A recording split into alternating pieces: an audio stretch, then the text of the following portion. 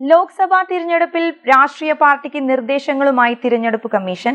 ജാതി, മതം, ഭാഷ എന്നിവയുടെ അടിസ്ഥാനത്തിൽ വോട്ട് തേടുന്നതിൽ നിന്ന് വിട്ടുനിൽക്കണമെന്ന് തിരഞ്ഞെടുപ്പ് കമ്മീഷൻ പുറത്തിറക്കിയ നിർദ്ദേശത്തിലുള്ളത്.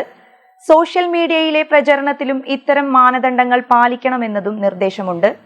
ജാതി സാമുദായിക വികാരങ്ങൾ അടിസ്ഥാനമാക്കിയ ആഹ്വാനങ്ങൾ, വ്യാജ പ്രസ്താവനകൾ, തെറ്റിദ്ധരിപ്പിക്കുന്ന പ്രചാരണം, നേതാക്കളുടെ സ്വകാര്യ ജീവിതവുമായി ബന്ധപ്പെട്ട പരാമർശങ്ങൾ എന്നിവ പാടില്ല.